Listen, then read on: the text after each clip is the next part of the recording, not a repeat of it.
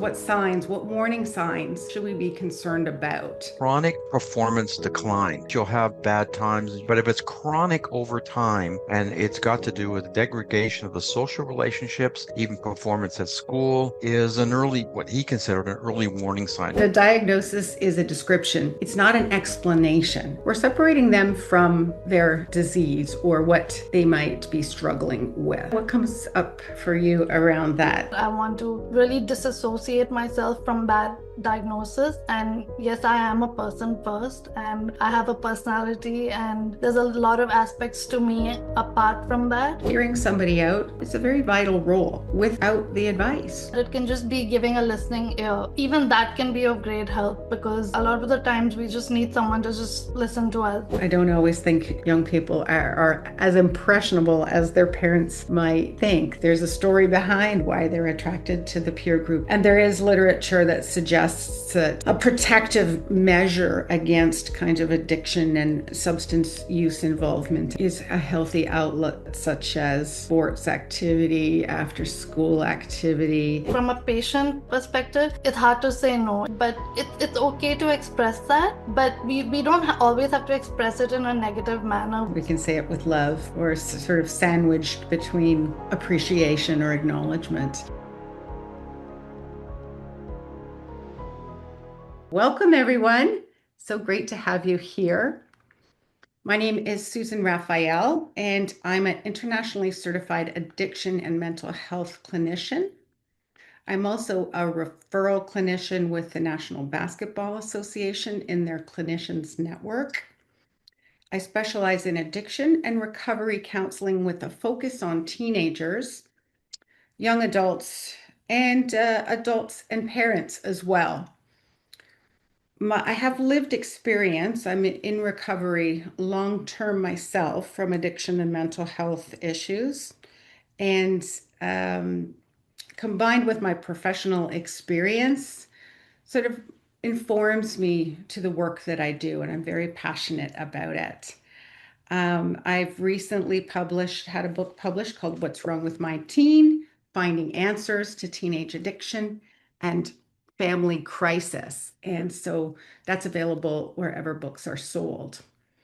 Now I'm going to turn it over to my colleague, Ishaa, who's going to introduce herself. Thank you, Susan. So my name is Ishaa, and I'm an early childhood educator. I'm about to graduate from George Brown College with a leadership degree in early childhood, and I have my previous bachelor in fine arts in Indian classical dance. And last year I published a book.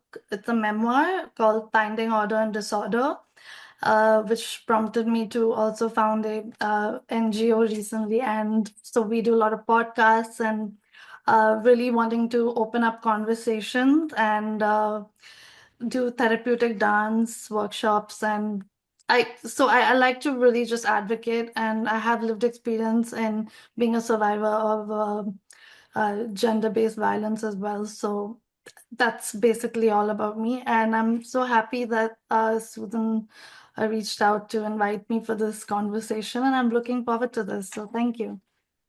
Thank you, Ishaa. That's great. And I want to shout out to John Swain and to George, who were instrumental in kind of prompting me to get this video going. So thanks to you guys. And they do amazing work with Stella's Place, located in Toronto, that supports young people and adults with mental health conditions or, symptoms, behaviors that they wish to get some support around. So that's in Toronto. It's a great organization. And thanks for all your support, John and George. So the key themes today are signs, what warning signs should we be concerned about?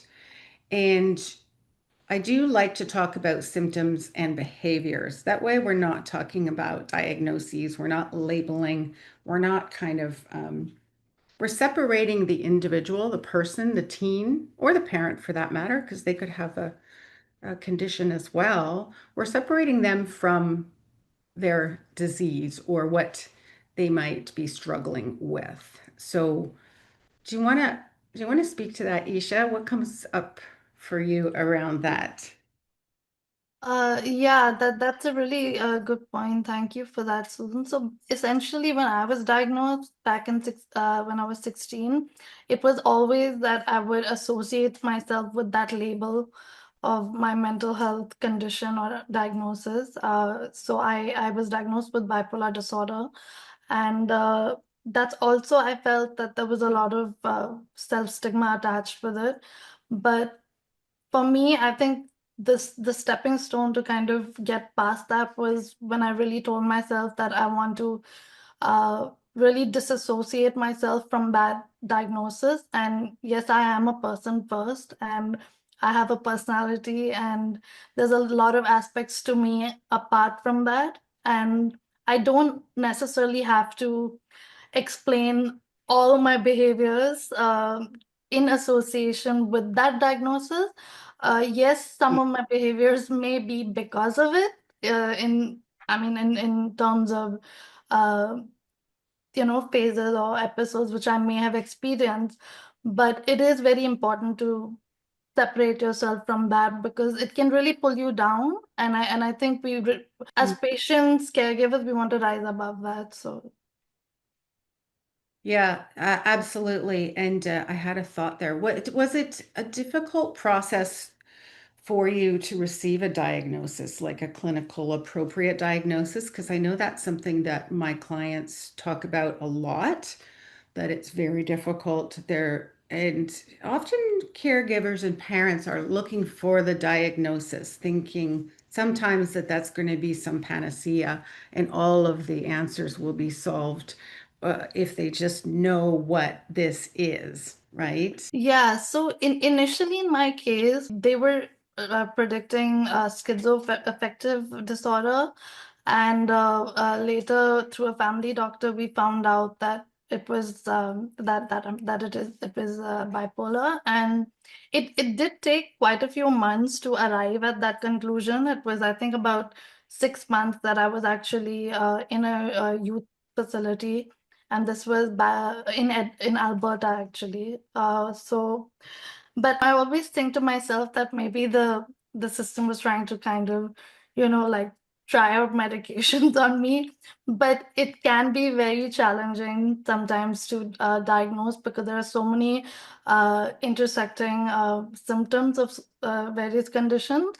But I do feel that having some level of faith in the system is required to navigate. Otherwise, you can really find it challenging, both as a patient and caregiver. Absolutely. That's an excellent point. Advocating for oneself and parents and caregivers advocating for their loved one. And that could be very tenuous because the loved one, the teenager, the young adult, the subject that we're talking about this evening is not always willing to have their caregiver involved. And that brings up confidentiality, how much wants to be shared. But I do believe that there can be that relationship, that partnership between parent and caregiver, young person, and the system that they're entering, whatever health provider, that there can be communication and sort of a partnering of or strategic alliances, we might say, if there were two businesses working together, where there's autonomy respected for each, yet there's a willingness to assist and support with a goal of kind of well-being being the goal for really everyone. And I would always encourage, and I always encourage parents and caregivers to do their own searching and advocating for their own resources. So, parent groups, organizations, there's wonderful organizations out there today. It may seem like it's such a difficult system to navigate, and it is. I find it incredibly difficult to navigate as a professional. And there are services there. So I often say just keep knocking on those doors because somebody will answer, somebody will have a solution. and you're kind of scaffolding your way towards solutions in the mental health and addiction system. There are lots of different services. Okay, there's not the perfect wraparound match for everyone, but there are services out there, and find someone who can help you navigate them. Find, supports and advocacy, and it is out there.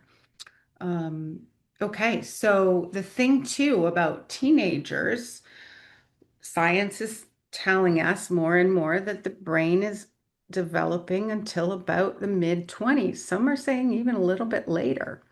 So when we have substances involved, and when we have concurrent disorders, so other things, other diagnoses, other conditions, some diagnosed, maybe some not.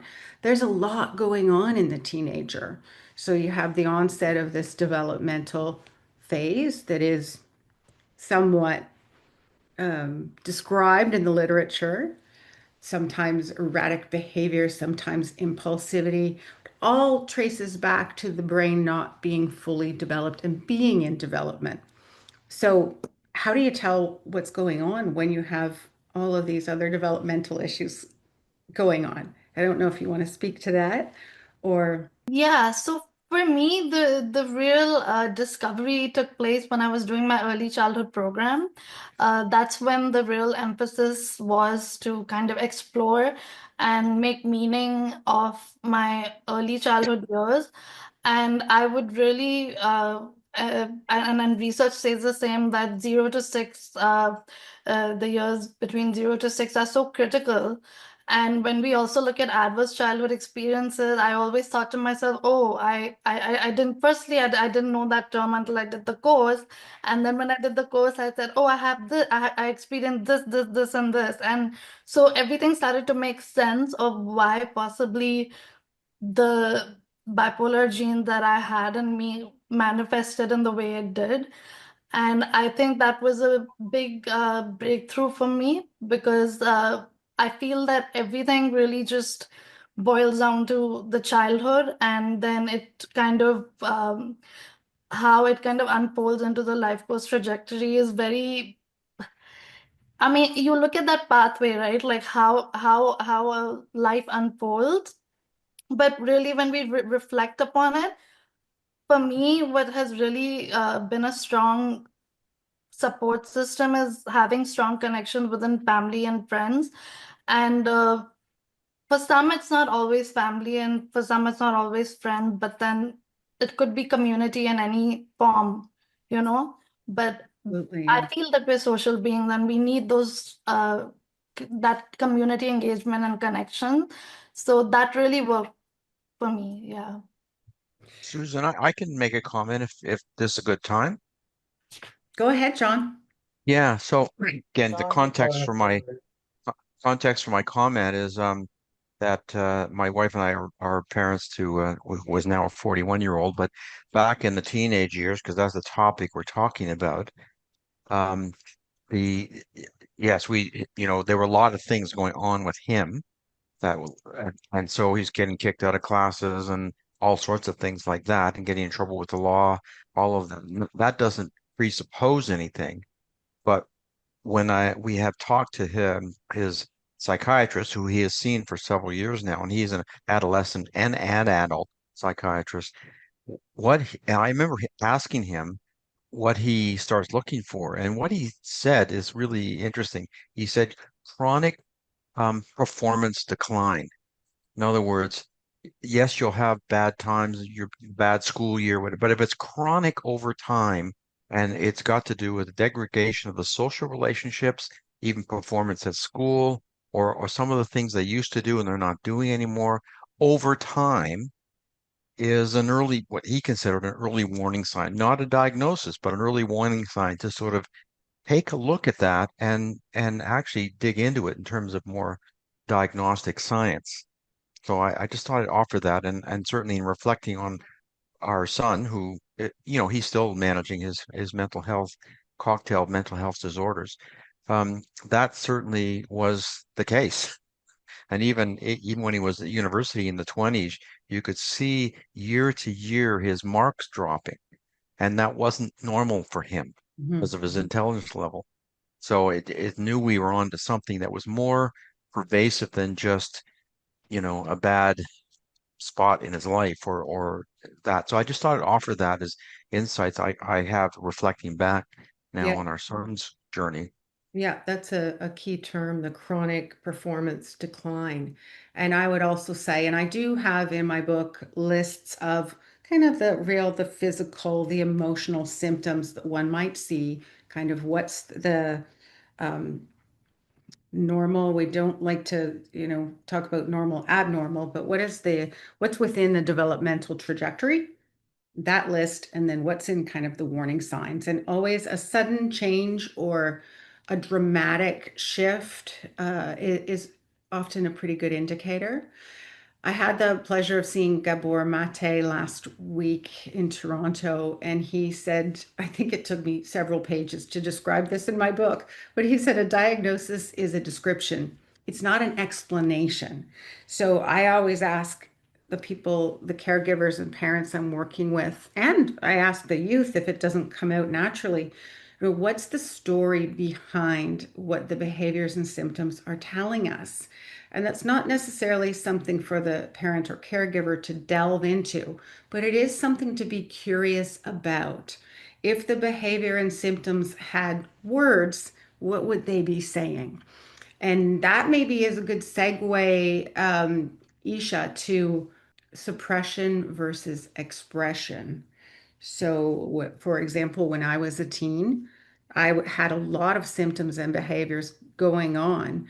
I was really good at masking them. So there was a lot of suppression going on. There was very little expression, and there was a lot of suppression. And it was not a healthy coping strategy, yet it was my coping strategy. So, Isha, do you want to speak to the suppression versus expression? Yes.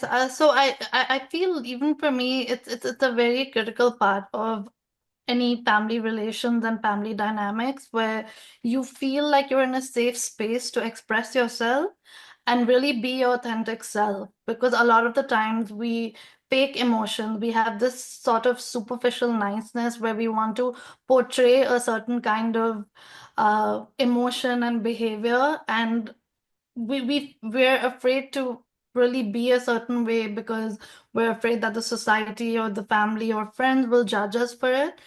And I think once we get to the point where we can do that without that fear of being judged for something, I think that is the first step. Because, for example, if someone does not express themselves the way they really want to, then there really is no way of really seeing what that person is going through, or maybe if not through behavior, just through conversation, like striking those conversations.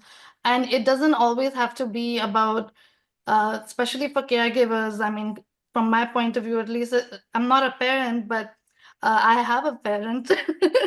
So that point of view, it doesn't have to necessarily be about like giving advice, but it can just be giving a listening ear, just hearing someone out. And even that can be of great help, because a lot of the times we just need someone to just listen to us. Absolutely. I talk about how listen and silent are spelled with the same letters. And parents and caregivers do, in my experience, and I do too, as a caring loved one, I suppose, like to solution for others and like to problem solve. And young people really want to be on their own path with their own autonomy, with parents and caregivers there to support, yet not advise, unless asked. So that's really key. So you can always check in with your teen and say, do you want, how can I be helpful here? Do you want just to me to be a sounding board? Do you want advice? Do you want me to just listen? Do you want me feedback? Can I give you some feedback? And they, to offer them some opportunity to express themselves and what they might need. And then it forces them to think about, what do I need in this situation? But if we just jump in, as we tend to do, I mean, we get excited about trying to help, or maybe that they've spoken to us and they haven't spoken to us in days as a teen. They've come out of their room and they're talking, and you just want to engage so quickly that you can jump in. It's really difficult, but I always advise to just take a step back. And my slogan is keep my mouth shut. So KMS, keep mouth shut. I can always ask something later. And if I do jump in, I can, apologize, step back. What do you need here? How can I be helpful? And the other piece that was coming to mind when you were talking, Isha, is that that's what we're doing tonight. We're building awareness. We're talking about difficult subjects. We're talking about things that can cause discomfort. And we're, you know, removing the stigma and the barriers around doing so. And the more labels we have, the more language we have around what we're experiencing, the more sense of identification we can have with a solution or the outcome or a plan. That if we're holding it all inside and we're only in our own head with things, the awareness is maybe not coming. So hearing somebody out is a very, being that person to hear someone out, it's a very vital role without the advice. Okay, back to sort of suppression versus expression. I often say that boys act out and girls act in. It's quite gender based, but that in my experience, I do tend to see boys being more anger oriented, more outburst oriented, more criminal justice involved. Girls tend to be more of the self-harm, the eating disorder, um, the kind of like relational things going on. Some would say, manipulation, but that's a kind of an adverse term. More of the quiet, sort of silent things. I don't know what you think about that, Isha. I know you don't like to kind of be on the labeling too much, but I'd love your thoughts on that. Yeah, definitely. I don't know if I would be able to speak to the gender differences, but I could speak to my lived experiences being a woman and a girl. So back then, I really uh, I would want that connection. So I was very social. I was always very social. I was very drawn to dance as a child as well as in my teens. I would do a lot of Latin dance, and I think that's also where I kind of uh, got a bit lucky because I found that activity to kind of, you know, have a hobby and have something to be passionate about, which eventually became a passion. But I think that passion also boiled down to being with community and going back to what I said earlier about just being around people and connecting on many levels. It could just be listening to music, going for a walk, striking a conversation with strangers. I've done this very often, even if I'm sitting in an airplane and talking to a complete stranger. Often, sometimes you feel comfortable with just sharing when you don't even know the person, right? So, it's where you're afraid of being judged, where the person knows you, especially in family settings. I have experiences.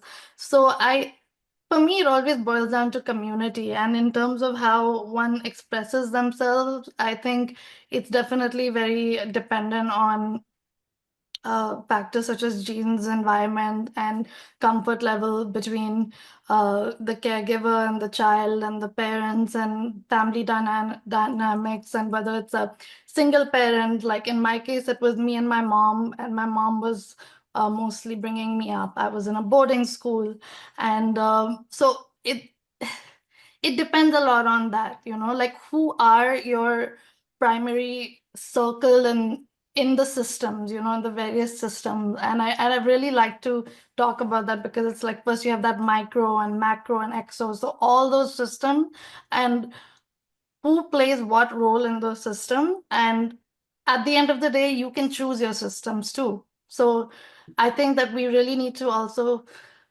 take that agency in deciding and making those boundaries because especially for from a patient or like from that perspective, it is hard to do that. It's hard to say no. It's hard to say sometimes I'm not comfortable with this and I don't feel right with this, but it's okay to express that. But we don't always have to express it in a negative manner. We can say it nicely. Absolutely, absolutely. We can say it nicely. We can say it with love, or sort of sandwiched between um, appreciation or acknowledgement. Yeah, so peers are very important to teens. And in my experience, and there's some science to back it up, that if young people don't attach to a primary caregiver, a loved one in their family, they will really attach to their peers more. And and that can be great if your peers are supportive and doing things that are adaptive and healthy. And that can also be a negative if you're attracted to a peer group or hang out with a peer group that is more into the risk taking or the rule breaking. Um, Parents so often come to me and say, "Well, it's all about the friends. If they weren't hanging out with Fred, Joe, and Bob, they'd be just fine." And I'm never quite so sure about that because they chose Fred, Joe, and Bob. So there's a dynamic there, and I don't always think young people are as impressionable as their parents might think. There's a story behind why they're attracted to the peer group they're attracted to, and there is literature that suggests that. A protective measure against kind of addiction and substance use involvement, at least, is a healthy outlet such as sports activity, after school activity, um, being involved in a community that's like-minded individuals. And so for some, that might be all the kids that are smoking weed or using cannabis. So it is important to be noticing what young people are, as the parenting caregiver, what they're attracted to, and not how you can direct it, but just how you can have these opportunities offered to them. And often people, young people are building community online with video games, and that's a very popular and social media form of connection too. So what are your thoughts on that? I know we did discuss this a little bit as we were prepping for our session today. So I would not know personally much about the video games, but I do know if you're playing them in a group, that's great. And if you're playing them with people, that's great. But about social media, I can say this, that I definitely relate a lot, and I have related in the past, and a lot of people have, to that fear of missing out, of FOMO, where people are constantly scrolling on Instagram and they're just so obsessed over what the other person is doing with their lives. And everyone just really wants to let other people know that they're having the time of their life. And not everyone might be having it, but it's just this really fake world that we are tending to live in.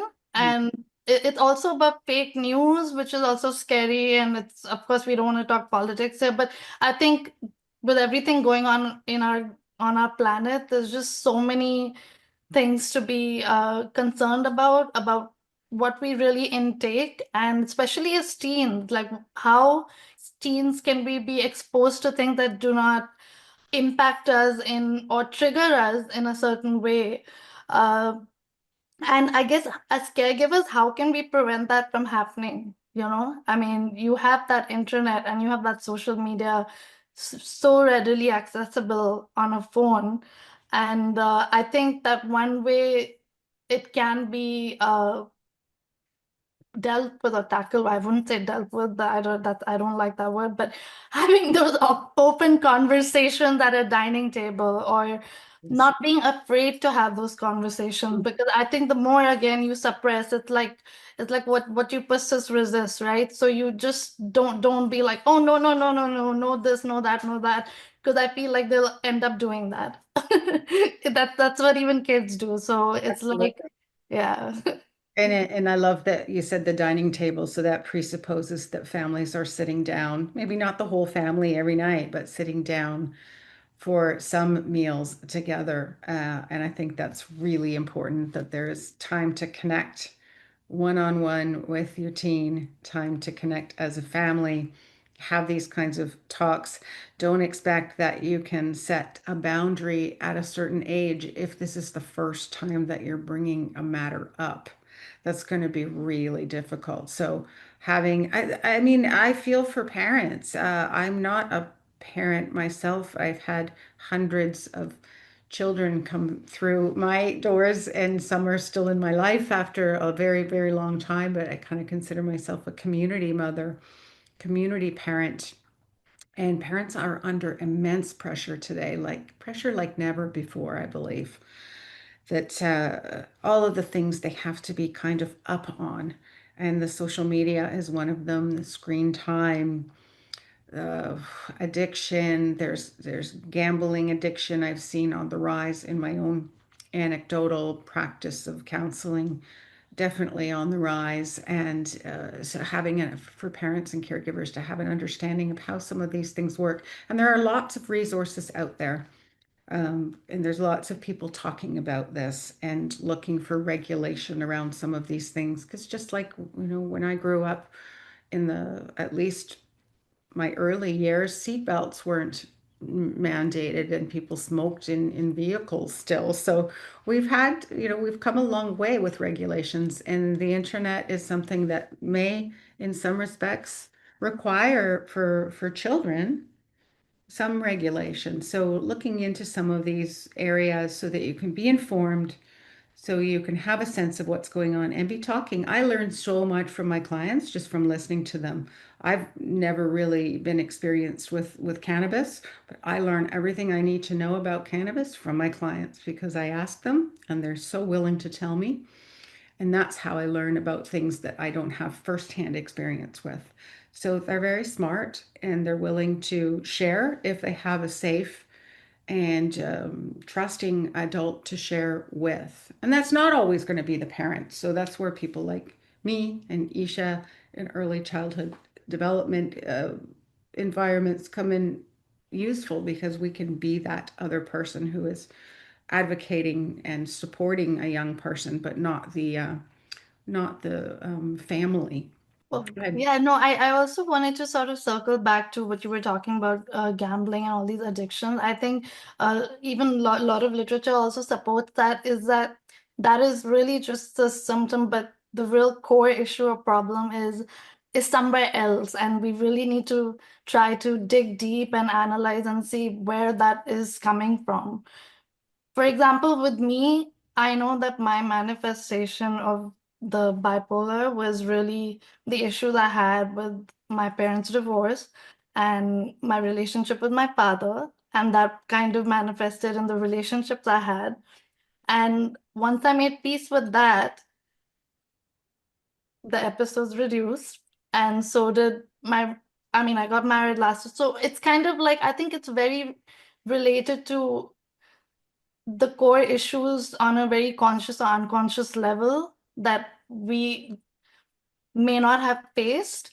So I know we were going to also talk about coping mechanism, but then, yeah, so I'll leave you to that. Yeah. maybe that's getting into coping mechanisms from my counseling kind of purview. We often talk about a top-down versus a bottom-up approach, and whether we deal with the addiction symptoms and coping directly, or whether we implement, if the client is not willing, we implement some harm reduction strategies, and we work more from a bottom up, which is building the coping skills, building the life, building the connections, building the activities, mastering activities of daily living to kind of scaffold the ability to cope, such that you eventually don't need the substance. So that sometimes with clients, it's you decide which way you're going to go as you're developing a treatment plan. But those are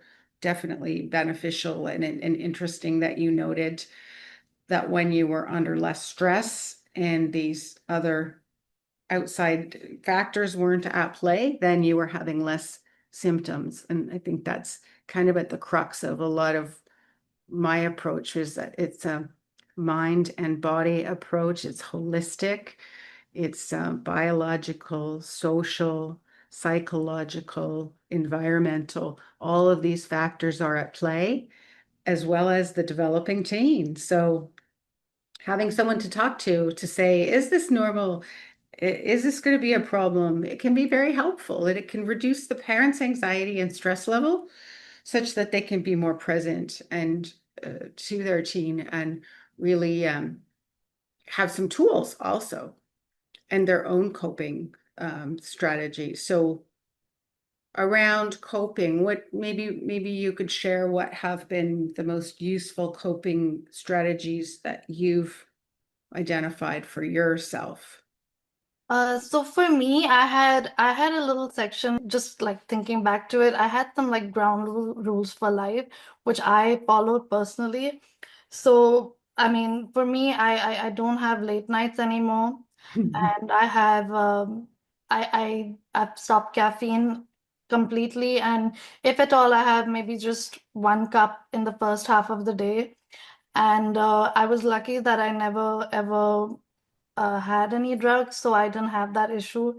I never had alcohol before, so I didn't I didn't get tempted because I was diagnosed at 16. I already started meth. I was told if you mix it, it might be an issue. So I just didn't do it. And so I got a bit, yeah. So these were the things that I followed. But in terms of coping mechanisms, I used having a purpose, like a passion. And so for me, that's always been dance. So I did a lot of Latin dance, and I used to even do it when I was in rehab, So I had at that time I had a YouTube channel, and I already had posted a lot of videos. So sometimes I used to just play it, and we would all dance together. We would do yoga. I had a yoga certification, and then finally journaling, because past 8 years, I've actually really been journaling and writing a lot. And finally, now I'm going to be pursuing my master's. And so I really like journaling, and that's kind of translated into research. And so, even with my mother doing her film, that was, of course, that's another thing, but that was a very good opportunity to kind of collaborate with my caregiver, although her thesis was her length, like her viewpoint, and I the memoir is my viewpoint. So I could agree to disagree on a lot of things, but she did require her own catharsis, and that was her catharsis, and I respected that. So I think that parents need to go through that, and whether it's with your child or whether it's with other parents, you need to like talk it out or just process that, because you're in this together. So it's you're also probably gonna have some. I know a lot of parents have a lot of uh, like PTSD when it comes to just dealing with what the child is going through. So it's good to have a community around you, not just only for the child, but also for yourself. So Oh, that's so well said. Maybe just for the benefit, I know George and John know about the film. Maybe you could just speak to that for a minute or two about the film that you were referring to. yeah, so it's basically it's a documentary film titled Unfinished, and it was a York master's thesis film directed by my mother, and I was a research associate on it. So a lot of the content overlapped and intersected with a lot of the poetry, and there were a lot of dance videos in it, and uh, there was a lot of docu footage and archival footage of course, like the episodic pieces, and that can be, of course, it can be triggering for some families, but then we need to obviously have those open conversations and make peace with what really took place. And I think that, of course, I put it all behind me. It's back there.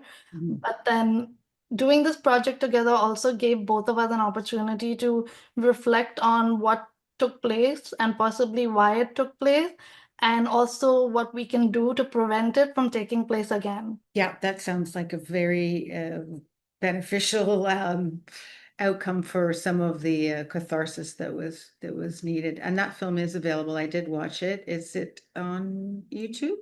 Can't remember. Yeah, the teaser is there, but we kind of Okay. give it out on request. Yeah. It's good. Yes, because again, observing or participating in other people's lived experience can be so eye-opening and so comforting when you see that someone's gone through something similar and akin to what you've gone through. And I definitely believe in community, recovery support groups, meetings, parent groups. There's so many parent groups out there and caregiver groups out there, and many are online. So they're lowering the barriers to attend in terms of you don't need to drive, you don't need to park. For already stressed and pressured parents and caregivers, you can go online, you can get support. There are Al-Anon family group meetings that are geared towards parents only, or parents specifically. So there are just innumerable supports out there. So again, finding someone who knows what the supports are and to point you in the right direction for the resources that you need is essential. So it sounds like you came up with your ground rules as you were living your life and finding your way. I don't know if you had counseling to kind of come up with those, or if it was all, yeah, Yes, all so generated from yourself. my counseling is also one of my ground rules. So what I do is I do counseling regardless of whether I am going through something or the other. So for me, I really, really do believe, especially in mental health and prevention rather than cure. So for me, it's a constant working on myself. And I truly believe everybody has mental health. It's not only the people who have a diagnosis. So, yeah, I mean, I do counseling often, and I think it's important to share, and you could even share with yourself and just like write, like you don't have to like hear back, but it helps to have someone listening and offer advice. Yes, it sure does. It sure does. I mean, we're hearing now about chat bots and counseling chat bots, but that's a topic for another session. But yes, finding someone to talk to. Professional peer support too is wonderful. Peer mentors and peer support workers. There's certifications around peer support and recovery coaches and recovery companions. It's just there's a dearth of useful tools and resources out there for people. Thank you so much, everyone. Thank you, Susan, for having me. Absolutely. It's great to have you.